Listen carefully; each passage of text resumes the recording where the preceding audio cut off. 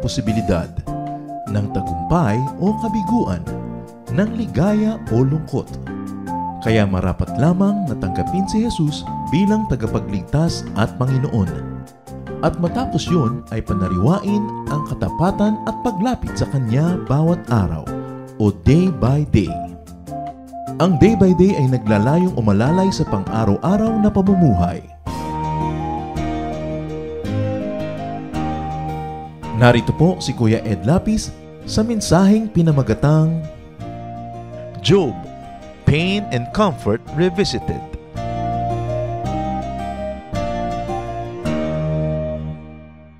Ang kasaysayan ni Job ay hindi kailanman nabigo na tumawag ng pansin. The story of Job never fails to touch people's hearts. And though an extreme example, the story of Job is also your story. It is my story. It's the story of us all. Ang ating pong pag-aaral ngayon, pinamagatan na Job, Pain and Comfort Revisited. Pagbabalik gunita, pag-alaala sa hirap at sa ginhawa sa pamamagitan ng kasaysayan nitong si Job. Salamat o Diyos sapagkat kami maaring matuto mula sa kasaysayan ng mga anak mong nauna na sa amin sa landas ng buhay. Ituro mo sa amin, Panginoon, ang kanilang mga lakas na magiging lakas din namin at ituro mo yung mga kahinaan na pwede naming iwasan upang kami naman ay maiwas sa mga naranasan nilang mapapait na bagay. Patawarin mo po kami sa aming mga kasalanan, linisin niyo po kami, Lord. Restore us, empower us to understand your word, and may we receive blessings from you today. Be our speaker, Father. Move in our midst, heal our infirmities, strengthen us, glorify yourself, bless us. In the name of Jesus our Lord, our teacher, we pray. Pain and Comfort Revisited. Wala na yatang hihigit pa sa mga kasaklapan na dinanas ng tao na si Job. At ito pong kasaysayan niya ay binabalik-balikan at hindi nauubusan ng naituturo sa ating lahat. Job 1, 1-3. In the land of Uz, there lived a man whose name was Job. This man was blameless and upright. He feared God and shunned evil. He had 7 sons and 3 daughters, and he owned 7,000 sheep, 3,000 camels, 500 yoke of oxen, and 500 donkeys, and had a large number of servants. He was the greatest man among all the people of the East. Isang napaka-prominenteng tao itong si Job. Merong 10 anak, 7 lalaki, 3 babae. Talagang nakakasigurado siya na hindi magbubura ang kanyang pangalan sa balat ng lupa. Napakarami niya mga ari-arian, mga alagang hayop, at mga katulong. So, pwede natin masabi, kung si Job ay kinakausap ang sarili, pwede niyang sabihin, I who have everything. Bakit nga ba ganun kuminsan sa buhay? Parang may tao who has everything. Job had God. He had faith in God. He had favor with God. And he had righteousness. Yun palang sapat na para masabi mo that you have everything. Job 1, 4-5. His sons used to take turns holding feasts in their homes, and they would invite their 3 sisters to eat and drink with them. When a period of feasting had run its course, Job would send and have them purified. Early in the morning, he would sacrifice a burnt offering for each of them, thinking, perhaps my children have sinned and cursed God in their hearts. This was Job's regular custom. So, nandun ang righteousness sa buhay niya. Pag nagpepiyesta ang kanyang mga anak, ay naglalagay agad siya ng isang offering, alang-alang sa mga yon na baka sakaling nalingat at nalibang ay nagkasala sa Diyos. So, Job, who had everything, had God, had children, and of course, he had a wife, though up to this point is not named, and he had great wealth, as we already know. Therefore, he had a very good name. He was called the greatest man in all of the East. He had prestige. Obviously, because there's no mention of any illness, he had good health. A man who was at the top of the world, and he had knowledge and wisdom. How can you have wealth if you are not knowledgeable and wise? And much more, how can you maintain wealth if you were not knowledgeable nor wise? Lahat na yata na pwedeng hanapin ng isang tao ay nasa kanya. Magandang relasyon sa Diyos, maraming mga anak, kayamanan, magandang pangalan, kalusugan ng katawan, etc., etc. But Job would suffer a reversal. Magkakaroon po ng pagbaligtad ang takbo ng kanyang mundo, maiiba. Para siyang pagtatakluban ng langit at lupa sa magaganap sa kanyang buhay sa isang iglap. With God's permission, Job would lose so much. But such heavenly source of his reversal, such heavenly dimension of his problem would be unknown to him, so we will leave that equation out of our story now. Hindi naman all-knowing si Job, hindi niya alam ang nangyayari sa langit na pinayagan pala ng Diyos na dumating sa kanya ang mapakabigat na pagsubok. At si Satanas ang magiging kasangkapan upang siya ay dumanas ng malaki at matinding hirap. Job 1:13-15. One day when Job's sons and daughters were feasting and drinking wine at the oldest brother's house, a messenger came to Job and said, "The oxen were plowing and the donkeys were grazing nearby, and the Sabaeans attacked and carried them off. They put the servants to the sword, and I am the only one who has escaped to tell you." So isang araw na nagkakaroon ng kasiyahan ng kanyang mga anak, masaklap na balita ang dumating.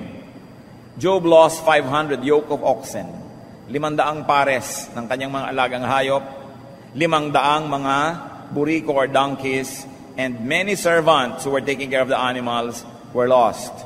Sinalakay sila ng mga matatawag natin ngayong mga tulisan, pinaslang ang mga katulong, tinangay ang mga hayop na alaga. Job 1:16. While he was still speaking, another messenger came and said, "The fire of God fell from the sky and burned up the sheep and the servants, and I am the only one who has escaped to tell you."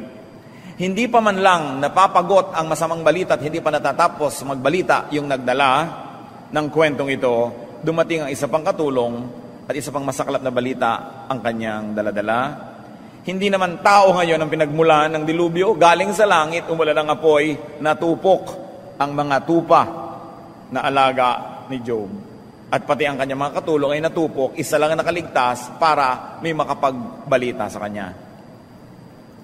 Sa isang araw na wala lahat yung una, nadagdagan pa ng 7,000 mga tupa at maraming mga katulong. Job 1:17. While he was still speaking, another messenger came and said, "The Chaldeans formed 3 raiding parties and swept down on your camels and carried them off. They put the servants to the sword, and I am the only one who has escaped to tell you." Comfort na sana na may natitira pa siyang mga kamelyo dahil may 300 pa siya, pero sinulakay na naman sila ng ibang uri ng mga tao, inagaw ang mga hayop, pinatay ang kanyang mga katulong, at isa lang ang nabuhay para dalhin ang balita sa kanya. Sa isang araw, Job who had everything could say, "Job, I who have nothing." There was a reversal, a very sudden, difficult, and very, very tragic reversal. All in a day, Job lost all his material wealth. Kung may natira man sa kanya, konting-konti na lang, pero ang talagang pinaggagalingan ng kanyang kabuhayan at kayamanan ay nalipol. Job 1:18-19, akala natin ay tapos na ang kanyang hirap sa araw na yon. While he was still speaking, yet another messenger came and said, "Your sons and daughters were feasting and drinking wine at the oldest brother's house, when suddenly a mighty wind swept in from the desert and struck the 4 corners of the house. It collapsed on them, and they are dead, and I am the only one who has escaped to tell you." Parang saving the worst for last. Habang nagpipiging ang kanyang mga anak, ay nagkaroon ng isang napaka-lakas na hangin na umihip galing sa disyerto. Tinamaan ang bahay at ang mga poste nito, nagiba ang bahay at naguhuan ang kanyang mga anak, 10 mga anak, nangamatay lahat sabay-sabay. All in a day, Job lost all his wealth and now all his children. Anong gagawin ng isang tao sa ganitong kalagayan? Job 1:20-22. At this, Job got up and tore his robe and shaved his head. Then he fell to the ground in worship and said, "Naked I came from my mother's womb, and naked I will depart. The Lord gave, and the Lord has taken away. May the name of the Lord be praised."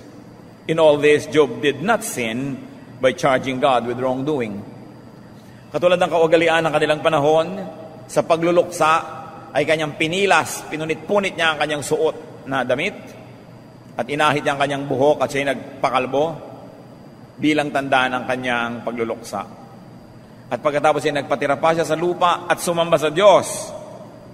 Sabi niya, hubad naman akong nanggaling sa sinapupunan ng aking ina, hubad akong dumating sa mundong ibabaw, hubad din akong aalis dito, nagbigay ang Diyos, bumawi ang Diyos, purihin nawa ang kanyang pangalan.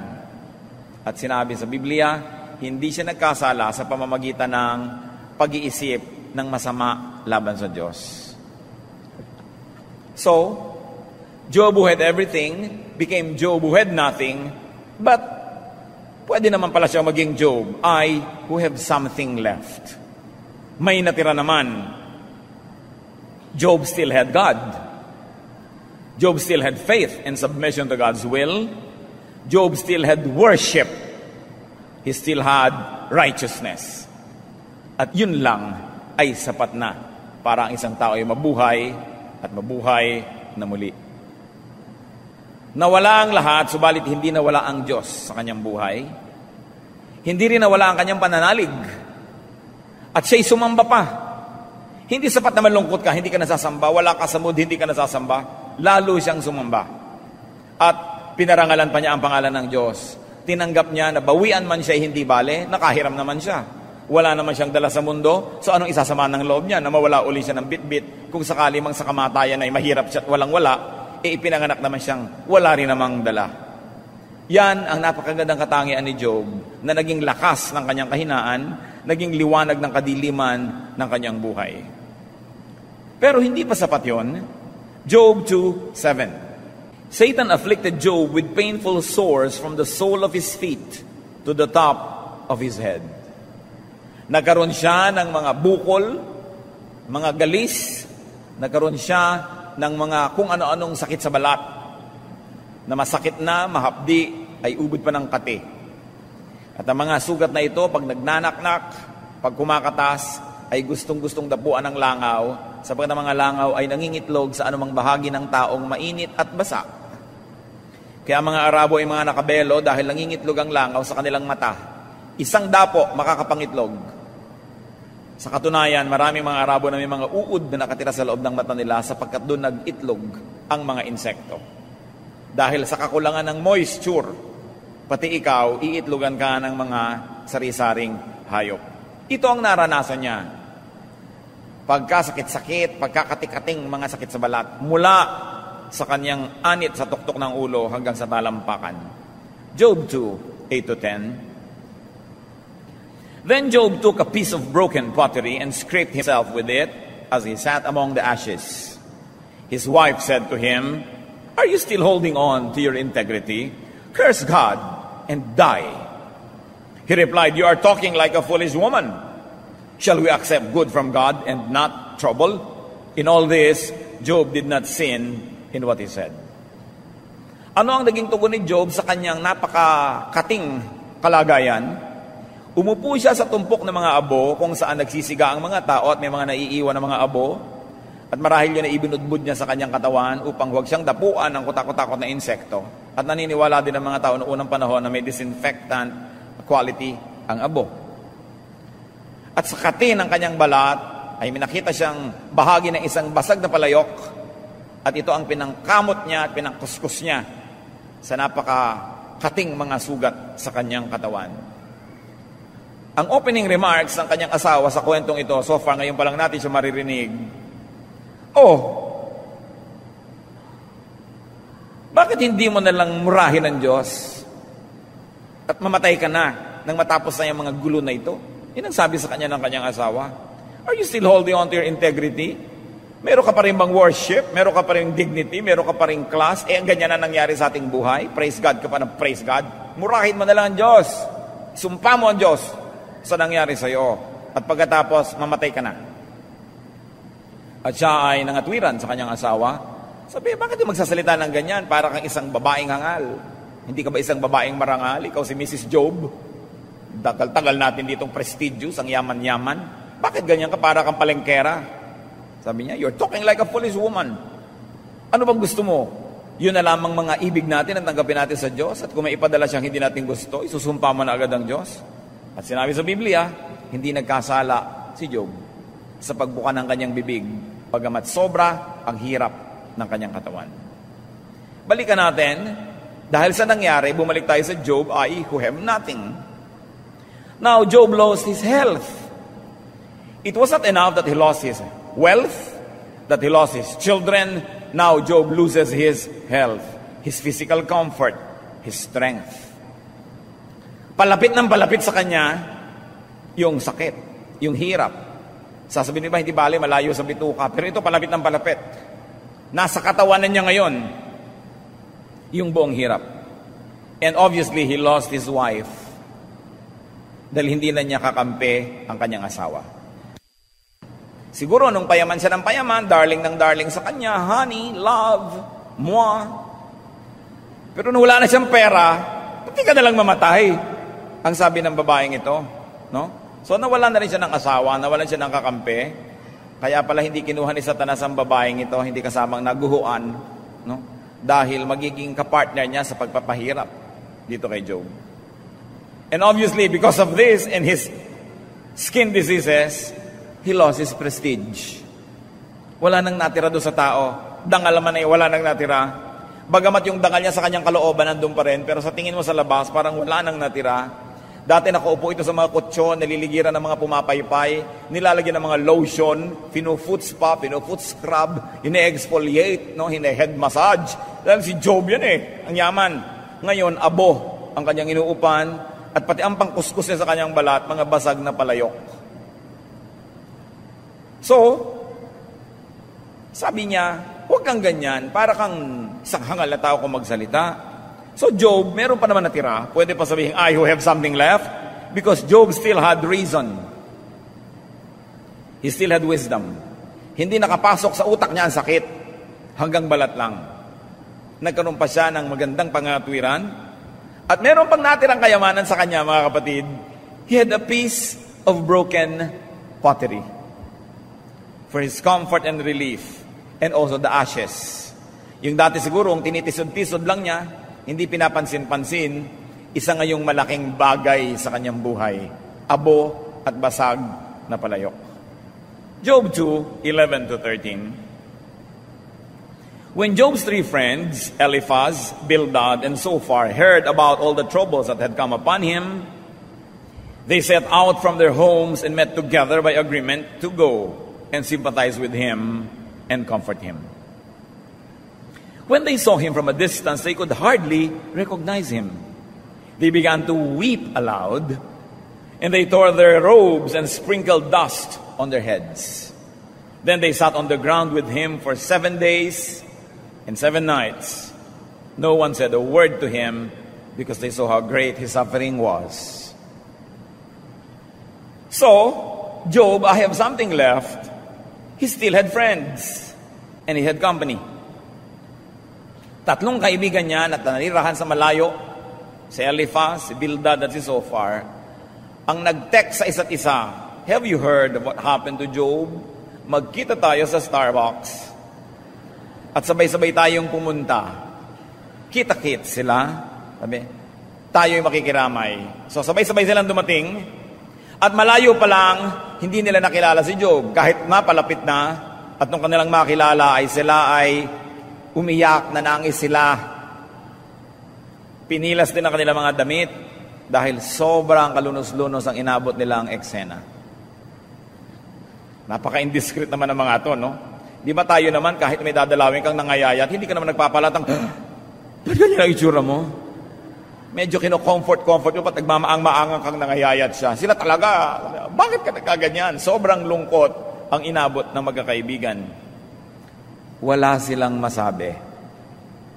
So nanahimik sila, umupo doon 7 araw at 7 gabi kasama ni Job sa tumpok ng mga abo.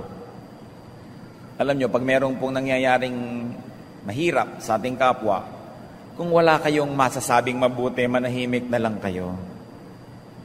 Hindi yung namatayan yung kapwa mo, sabi, ganyan talaga, una-una lang. Nonsense. Hindi naman nakaka-comfort yan. Titingnan mo yung patay, para lang siyang natutulog. Nakabarong Tagalog, tulog. Yung wala ka lang masabi, gusto mo mag-comfort, yan ang tinatawag ng mga pakonsuelo de bobo. Mabuti pa, manahimik ka na lang, tulad ng ginawa nila. Enough na yung presence mo as your speech. Nanahimik sila 7 araw. Job 3:1, after this, Job opened his mouth and cursed the day of his birth.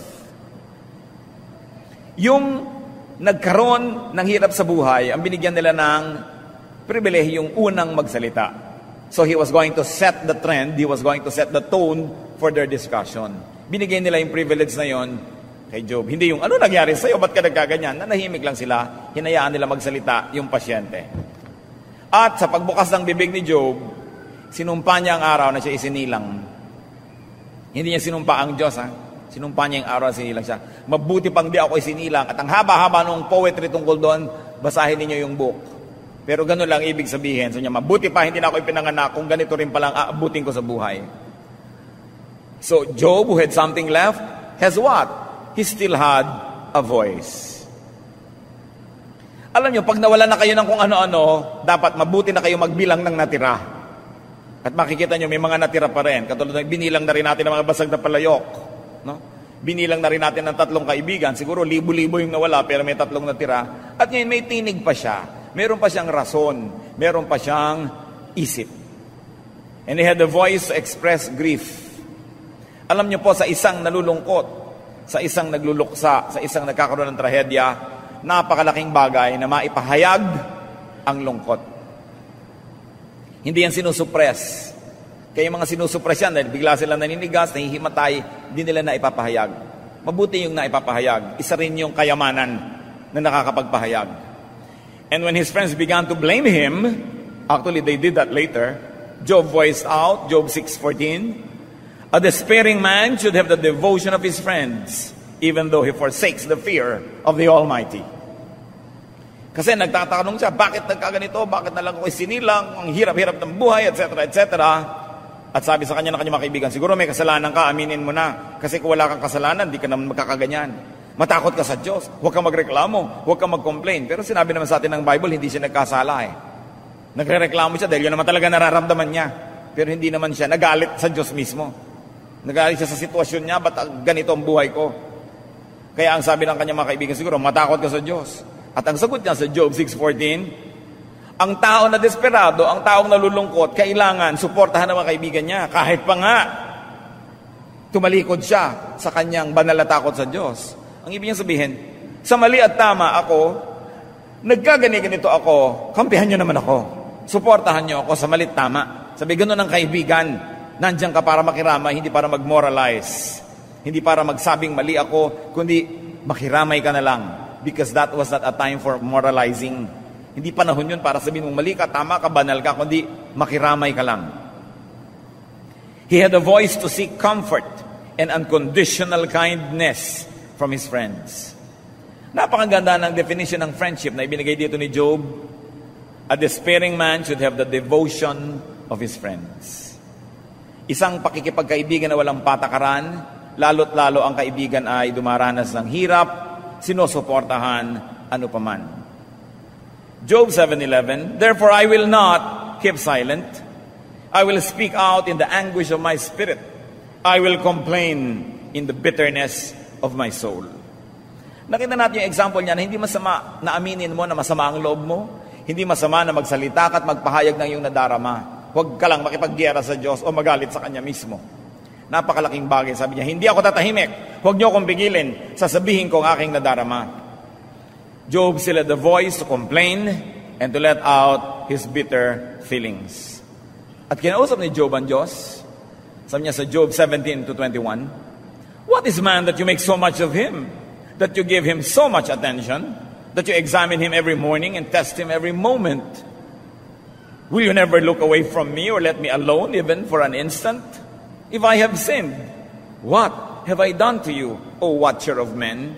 Why have you made me your target? Have I become a burden to you? Why do you not pardon my offenses and forgive my sins? For I will soon lie down in the dust. You will search for me, but I will be no more. So Job had the voice to engage God. Nangatwiran din siya sa Diyos. Dinala din niya yung kaso sa Diyos. Sabi niya, ano na ba po ba naman ang tao para pansinin ninyo? Sino na ba naman ako para hindi nyo tigilang bantayan araw at gabi? Sunod-sunod na mga trial ito nangyayari sa aking buhay. Ba't hindi nyo na lang ako huwag pansinin? Pagpahingahin nyo naman ako, sabi niya. Kung nagkasala ako, ano ba? Wala akong maisip. At kung ako man ay nagkasala, di patawarin nyo na lang ako. Bakit naman sobrang hirap ang aking dinaranas? Sabi ganon, mamamatay na lang ako, maaagnas ako't mawawala na kayo ng mababantayan pag nangyari yan. So bakit di nyo ako pagpahingahin? Yun ang sabi niya sa Diyos. So he had the voice to engage God, to reason with God. At sa Isaiah 1:18 mismo, ang Diyos ang may sabi, "Come now, let us reason together," says the Lord. Hindi masama mga tuwiran. Hindi masamang humanap ng katwiran kahit mula sa Diyos. To seek justice or mercy. To seek relief or rescue. To seek comfort and healing. Hindi daw nagkasala si Job kahit yon ay kanyang hiningi. So it's okay to ask. It's okay to find answers. But not to charge God with wrongdoing. Maraming kwento yan, mahabang usapan, basahin niyo yung buong book. It's poetry, it's beautiful. But the end of the story, although hindi natin kailangan sa kwento natin, pero para naman ma-appreciate natin yung ganda at magkaroon ng punctuation ng kwentong ito, sapagkat hindi niya pinaratangan ng Diyos ng pagkakamali, nagalit siya sa kanyang sitwasyon, nagreklamo siya, pero hindi siya nagalit sa Diyos mismo. Anong naging ending niya? Job 42:10-12. After Job had prayed for his friends, the Lord made him prosperous again and gave him twice as much as he had before. All his brothers and sisters and everyone who had known him before came and ate with him in his house. They comforted and consoled him over all the trouble the Lord had brought upon him, and each one gave him a piece of silver and a gold ring. The Lord blessed the latter part of Job's life more than the first. So matapos ang mahabang kwentuhan nila, matapos ang mahabang pangangatwiran at pagtatalo niya sa mga kaibigan, pinagpala siya muli ng Diyos na doble pa ang lahat ng kanyang kayamanan. Nagdatingan yung kanyang mga kapatid, nagbigay ng kanyang mga singsing, hikaw, mga alahas, nagkaroon siya uli ng puhunan, yumaman siya uli. And to make a long story short, nagkaroon na naman siya ng maraming mga anak na higit pa raw magaganda kaysa doon sa mga nauna na namatay. Now, what are some lessons from Job's pain and comfort? Dapat naman may matutunan tayo dahil sobrang lungkot ng kwento, bagamat naging masaya ang ending. Life can have reversals. Isang katotohanan ng buhay. Maaring biglang mabago ang lahat. Maaring sa gitna ng tanghaling tapat ay dumilim at magkaroon ng bagyo sa buhay ng tao. Ang kayamanan ay maaring maging kahirapan.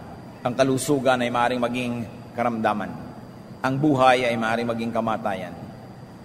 Yung pagiging sikat ay maaaring pagiging lubog. Life can have reversals. Often, suddenly. Ang reversals, kumisan ay bigla-biglang nangyayari, hindi halos mapaghandaan. So ano ang isang leksyon ng buhay sa ganyan? Enjoy the good times. When the times are good, enjoy. Because you are not sure, a reversal might suddenly happen. Another lesson is to be ready and accept the not so good times. Yung mga hindi nagkakasakit ng malubha, yung mga hindi nalalagay sa sobrang panganib, yung mga hindi sobrang naghihirap, kumisan ang tingin nila sa araw-araw pareho lang boring. Pero yung mga nakakaranas ng sobrang pagkakasakit, pag gumagaling-galing at nakakakain uli, isang gloria ang kumain ng pagkain. Isang kaligayahan ng manungaw at tumingin sa araw na sumisikat. People who almost died in their experiences never fail to appreciate every day the little things. Yung mga sobrang naghihirap, ang nagiging appreciate nila sa konting ginhawa, napakalaki. Kaya kung minsan yung mga galing sa hirap na guminhawa, enjoy na enjoy sa kanilang ginhawa. Pero yung mga anak nila na lumaki na sa ginhawa, reklamo ang alam sa buhay, hindi marunong magpasalamat kasi hindi nakaranas ng hirap. Yung mga nakulong, enjoy na sila ilaya. So si Job, sa hirap na dinanas niya, siguradong lalo niyang na-appreciate yung pagbangon niyang muli. Pag kayo'y walang sakit, ang mga mahal niyo sa buhay ay walang malubhang sakit, yun palang ipagpasalamat niyo na. Meron kayong ganang kumain, kahit hindi nyo nakakain lahat ng putaheng gusto nyo, ipagpasalamat nyo na. Nakakalakad kayo at hindi kayo lumpo, hindi kayo bedridden, kahit nagpapalamig lang kayo sa mall at wala naman kayong binili, magpasalamat na kayo. Yung nakakakita ka lang, na kahit ano pa yung nakikita mo, kahit hindi maganda ang view sa bintana ninyo dahil pusali ng kapitbahay ang nakikita mo, yung nakakakita ka, pasalamat ka na. Magtanong ka sa bulag. Yung hindi maganda ang boses mo, pagka kumakanta ka, ay talagang kumakalog ang lahat ng mga baso sa bahay nyo. Magpasalamat ka, magtanong ka sa hindi nakakapagsalita. Enjoy whatever there is to enjoy. Because life is not always able to enjoy the things around. Huwag kayong gigising sa anumang umaga na hindi nagpapasalamat sa Diyos sapagkat kayo buhay pa. Huwag kayong kakain ng anuman na hindi nagpapasalamat na kayo may kinakain. At kung minsan, kahit na nga nakukonsumi kayo sa mga kasama nyo sa buhay, pasalamat pa rin kayo dahil may kasama kayo. Ecclesiastes 7:14, when times are good, be happy. But when times are bad, consider, God has made the one as well as the other. Therefore, a man cannot discover anything about his future. Hindi mo alam kung bukas, enjoyable ang buhay or not.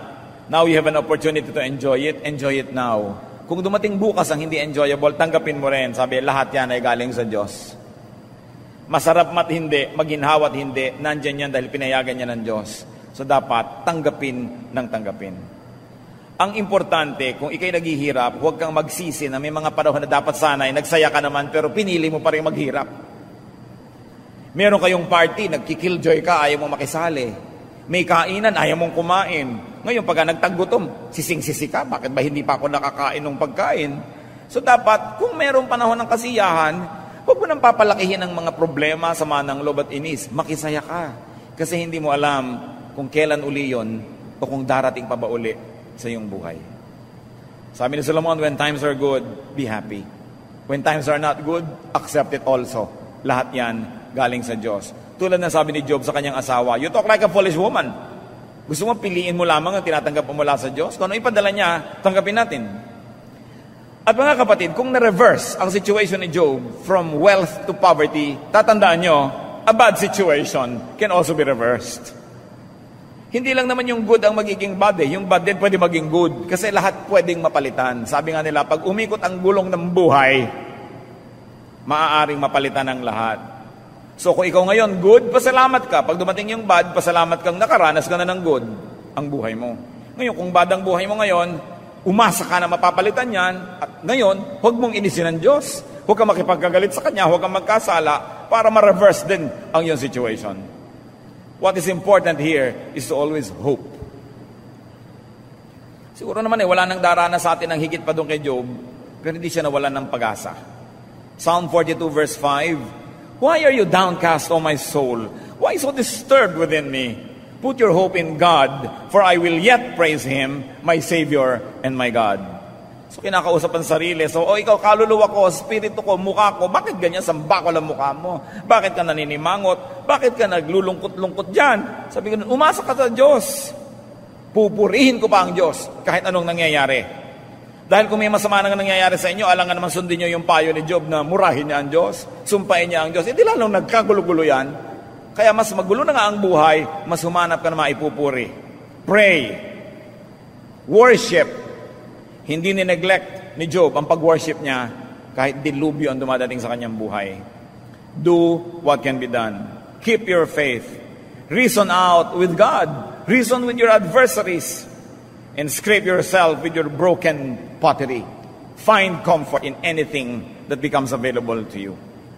Other lessons from the pain and suffering of Job is that many things like wealth, health, and people can be lost.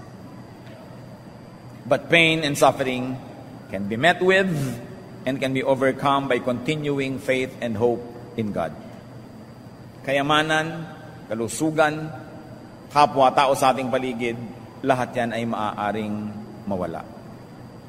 But, in spite of this, you can have the ministration of friends. Salamat naman, dumating kay Job si Eliphaz, si Bildad, si Zophar, at nakiramay sa kanya. What is important is to hold on to God, especially in hard times. Of course, mentioning the three friends of Job, it's important in life to make and to keep friends. Yung kaibigan nyo na, huwag na kayo makikipag-away pa, naging kaibigan nyo na nga eh. Sayang naman kung ang magiging ending, kaaway nyo pa. Nag-invest na kayo ng panahon, ng pag-ibig, ng pakikitungo, pakikisama, tapos makakaaway nyo lang, sayang. Make and keep friends. Proverbs 18:24, there is a friend who sticks closer than a brother. Yung mga kaibigan daw na nadadaig pang mga sarili nating kapatid sa laman sa pag-ibig sa atin.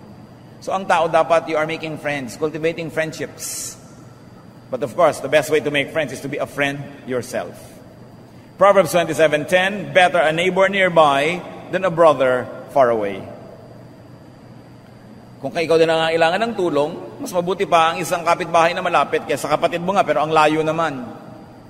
Lalo ngayon tayo, napakaraming mga overseas Filipino workers. Ang dami mo ngang anak, wala namang lahat. Ang dami mo ngang kapatid, wala namang lahat. So mabuti may mga kaibigan.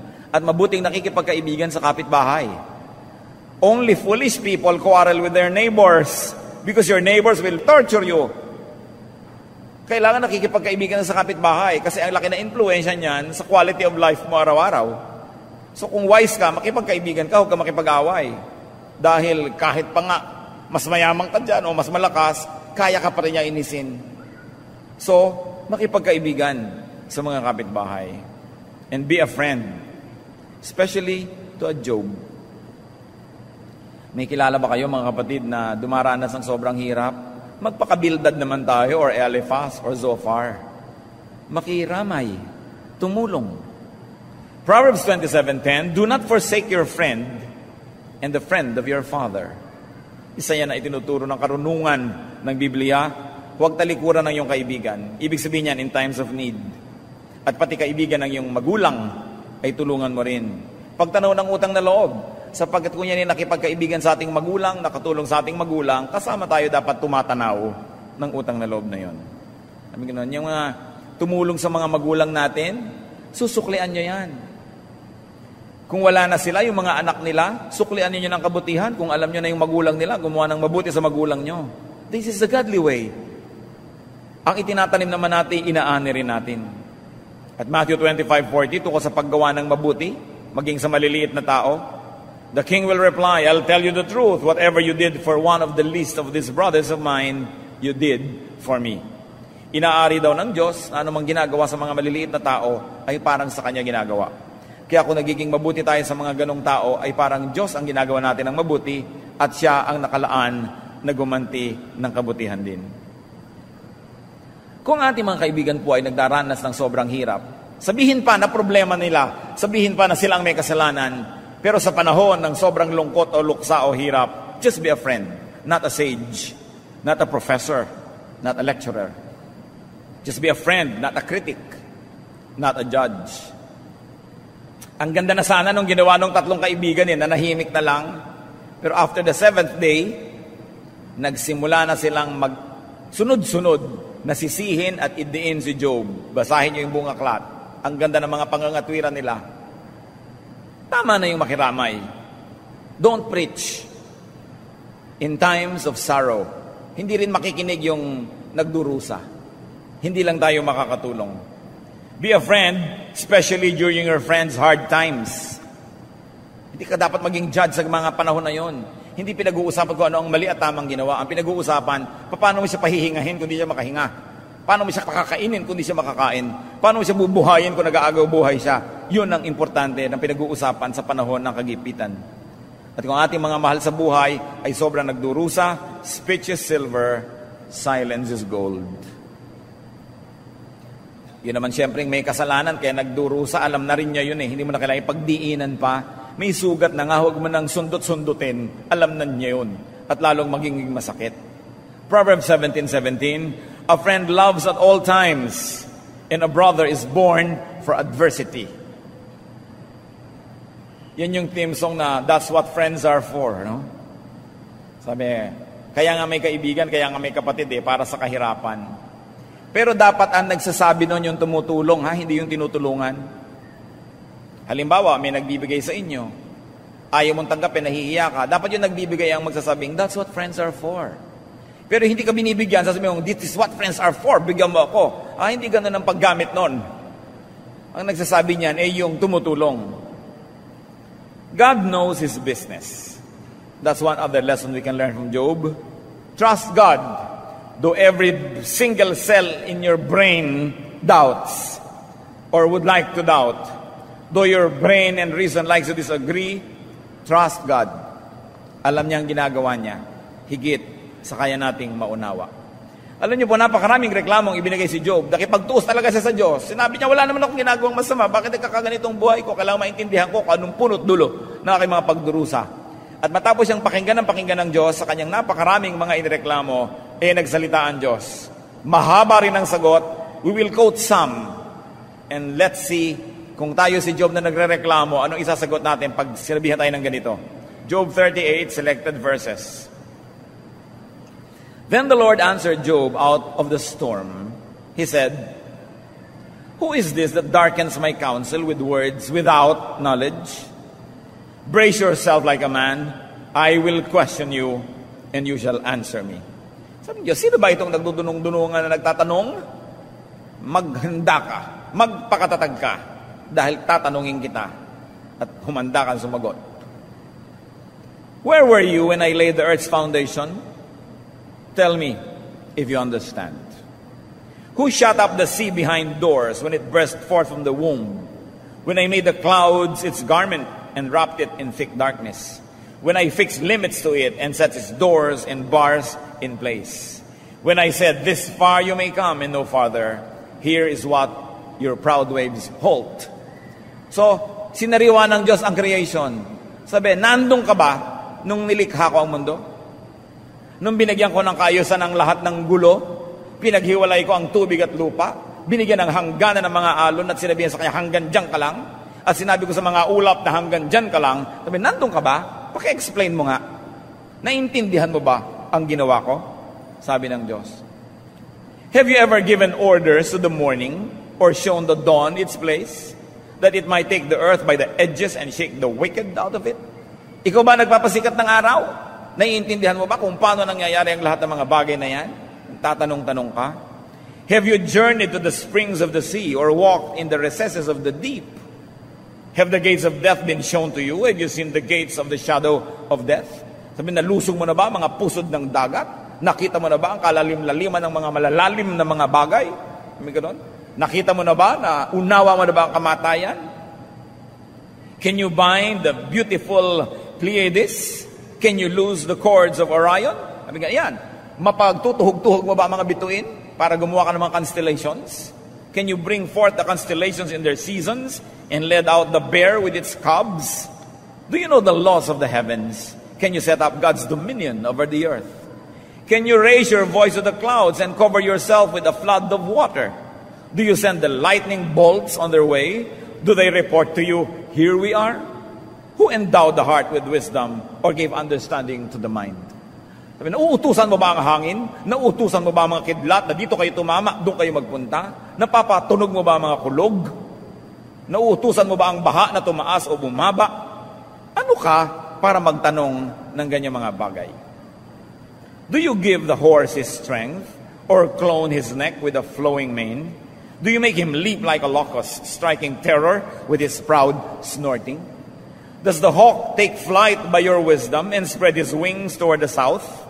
Does the eagle soar at your command and build his nest on high? So sinariwa ng Diyos ang mga kabayo, mga ibon, ang mga lawin, ang mga agila. Lumilipad ba yan dahil tinuruan mo? Sinasabihan mo ba sila ng gagawin? May ganon. Hindi. Wala kang malay sa mga bagay na yan. So sino ka para magtanong? Job 41:2, the Lord said to Job, will the one who contends with the Almighty correct him?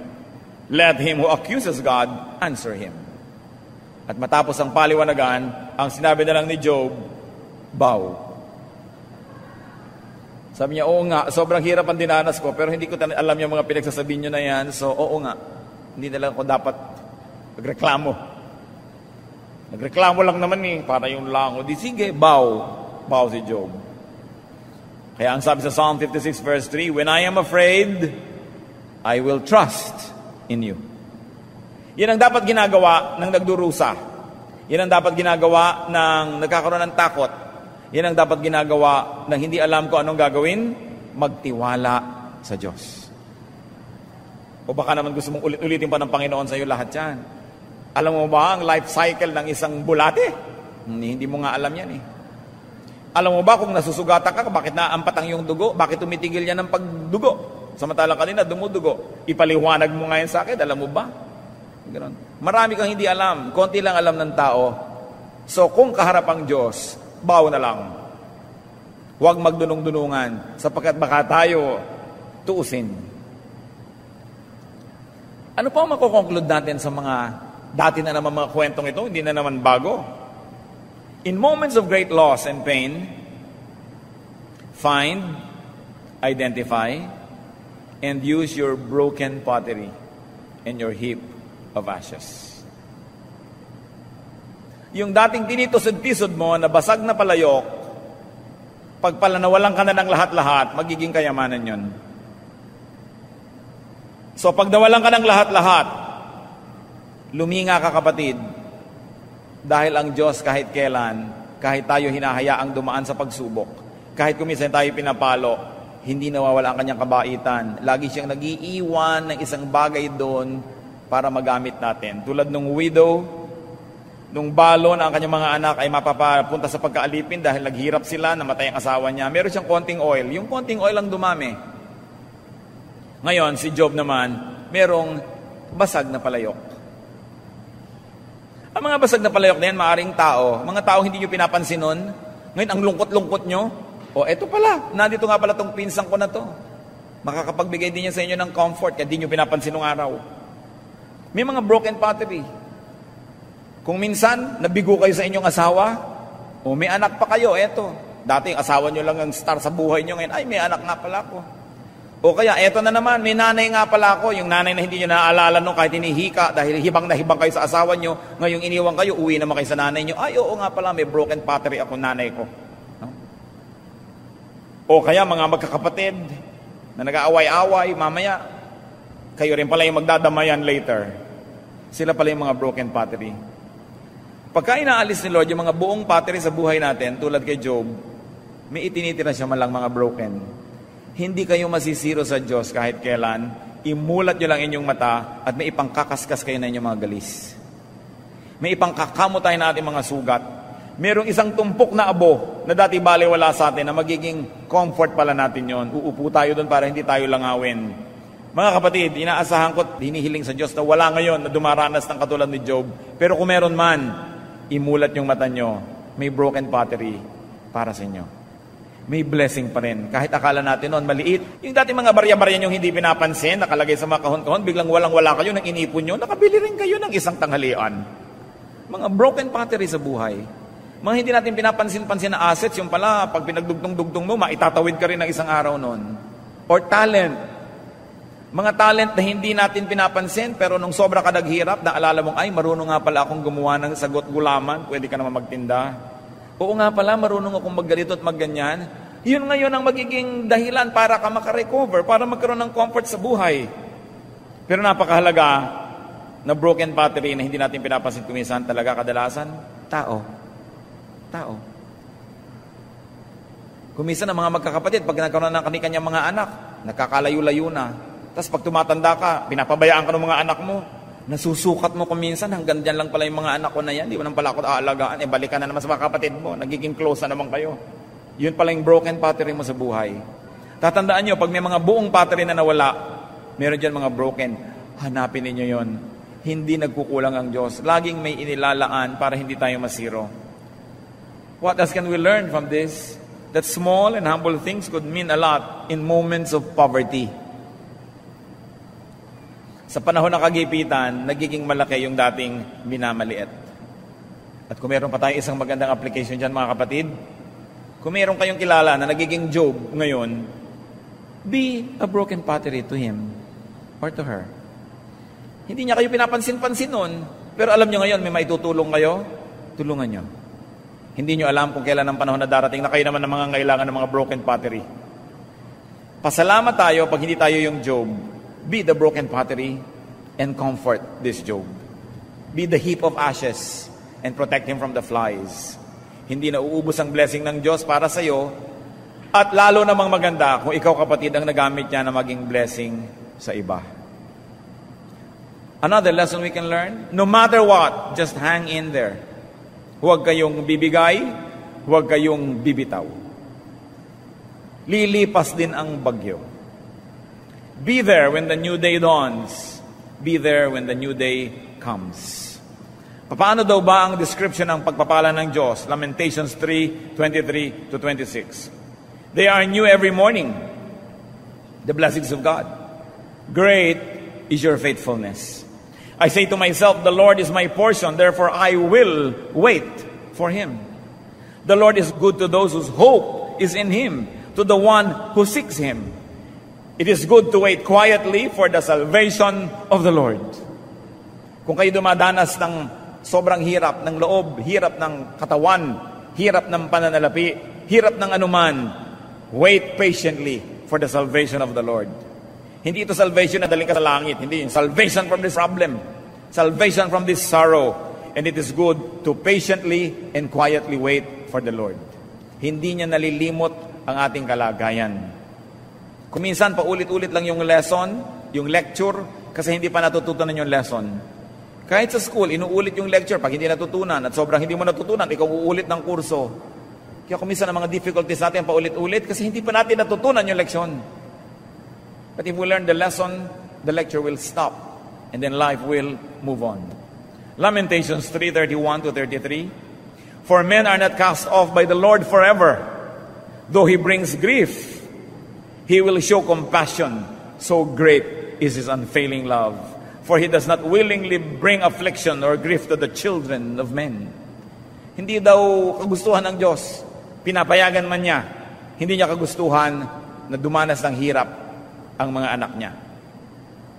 At kung pinapayagan man niyang dumanas ng hirap, hindi daw yun forever. Yun ay may hangganan. So kung dumaranas tayo ng mga hirap, hold on. Huwag kayong bibigay. Huwag kayong bibitaw. Laging umasa. And do not sin by charging God with wrongdoing. You may complain. That's why it's good to have friends. Pero panapanahon lang ang paghihirap. Bawat hirap ay may katapat na ginhawa. Bakit tayo nakakatiyak? Sapagkat bawat dilim ay may katapat na liwanag. Bawat negative number ay may katapat na positive. Lahat ay balanse. So bawat hirap may katapat na ginhawa. Bawat ginhawa may katapat ding hirap.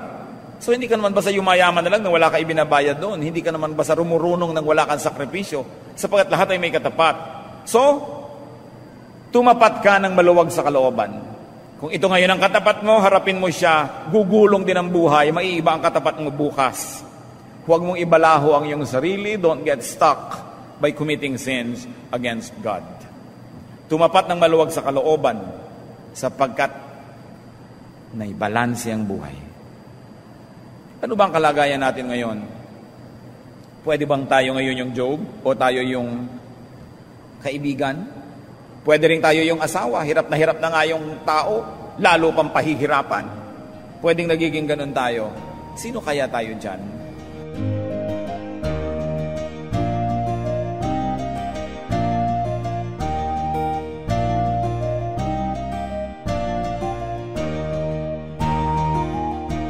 Ang katatapos pong mensahe ni Kuya Ed Lapiz ay pinamagatang Job, Pain and Comfort Revisited.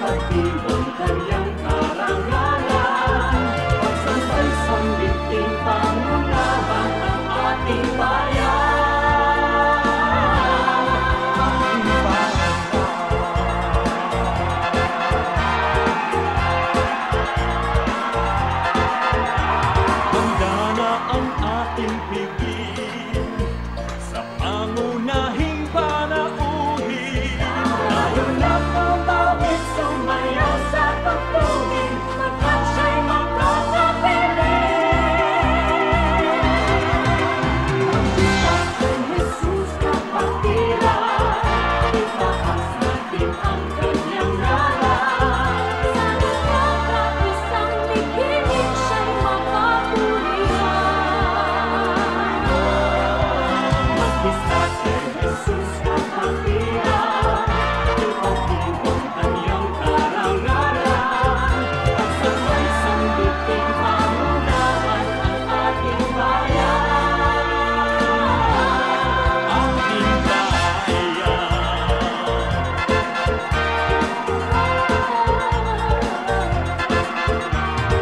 Bawat isa'y magpunin, kanhinang hapit ng pagpuri. Ang walang nag-aaway, pista ay binawi. Ito ang lugar natin. Kay Jesus kapatiran, itaas natin ang kanyang ngalan. Sa nagkakaisang mithiin siya'y mapapurihan. Pista kay Jesus kapatiran, ipagdiwang kanyang karangalan. At sabay sambitin pangunahan ang ating bayan.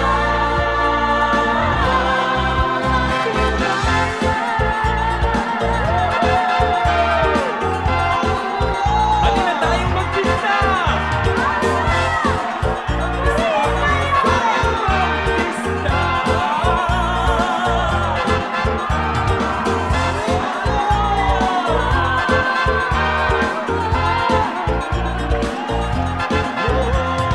Siyang napakaligaya at tigil ng kanyang pagpapala. Sa ating pagmasidak sa nadarama, nagkakaisa't sama-sama. Jesus Pilipinas, pag-ibig sa Diyos ay magliliwas. Pagkinain ang hanip, lingapin ang kanyang hiyas. Pagkista kay Jesus Pilipinas, kalooban ng Diyos di amalas. Inayak siya ang Panginoon at tagapagligtas ng